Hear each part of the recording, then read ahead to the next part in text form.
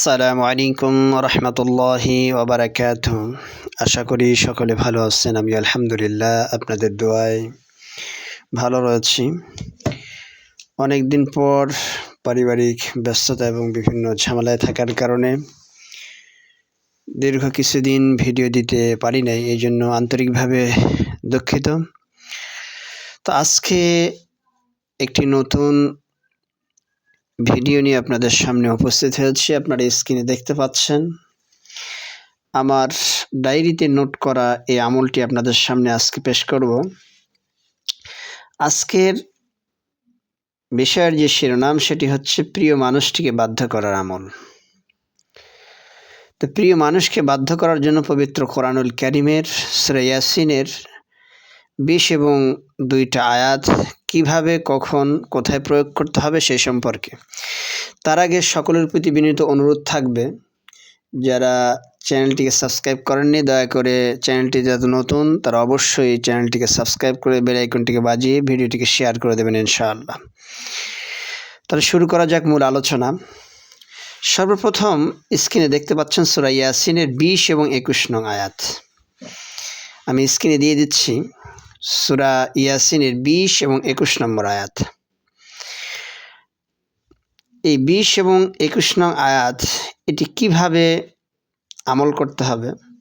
সর্বপ্রথম আপনি পানি নেবেন, পানি নিয়ে সেই পানিতে এই সূরা ইয়াসিনের 20 এবং 21 নং আয়াতটা 3 বার, 5 বার, 7 বার তেলাওয়াত করে তাতে ফু দেবেন।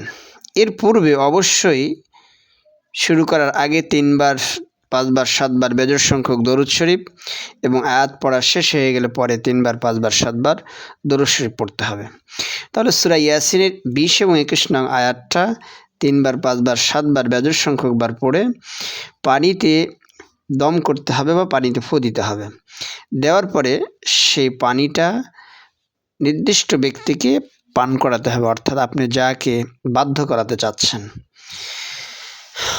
অনেকে পানি সরাসরি খাওয়াতে না পারলে এখানে দেখতে পাচ্ছেন যে টিউবওয়েলের পানিতে অথবা যে পানি সে ব্যবহার করে সেই পানির মধ্যে দম করতে হতে পারে, অথবা সেই পানিটা টিউবওয়েলের সাথে মিশিয়ে দিতে, অর্থাৎ টিউবওয়েলের ভিতরে ঢেলে দিতে পারেন, অথবা যে জগের মধ্যে থেকে পানি পান করে সেই জগের পানির মধ্যে দম করা বা ফু দেওয়া পানিটা মিশিয়ে দিতে হবে। আর এই আমলটি অবশ্যই এখানে আপনারা দেখতে পাচ্ছেন নাজায়েজ কাজে ব্যবহার করা যাবে না, অবশ্যই বৈধ কাজে, অর্থাৎ স্বামী স্ত্রী এবং স্ত্রী স্বামীকে, অথবা কেউ কোনো নির্দিষ্ট ব্যক্তিকে বিবাহ করবে কিন্তু সে রাজি হচ্ছে না, বাবা মা উভয় পক্ষ রাজি রয়েছে কিন্তু ছেলে অথবা মেয়ে রাজি হচ্ছে না, সেই ক্ষেত্রে এই তদবিরটি প্রয়োগ করা যেতে পারে ইনশাআল্লাহ।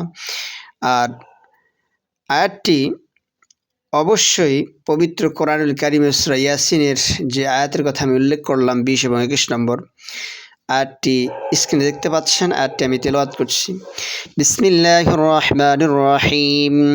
ওয়াজাআ মিন আকসাল মাদিনাতি রাজুলুন ইয়াসআ ক্বালা ইয়া কওমি ইত্তাবিউল মুরসালিন اتبعوا من لا يسألكم أجرا وهم মুহতাদুন।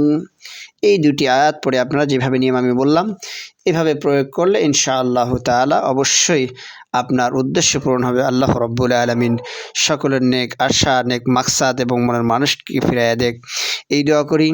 সর্বশেষ আবারও সকলের প্রতি অনুরোধ থাকবে, যারা চ্যানেলটি সাবস্ক্রাইব করেনি দয়া করে চ্যানেলটি অবশ্যই সাবস্ক্রাইব করে দেবেন, বেল আইকনটি বাজিয়ে দিবেন।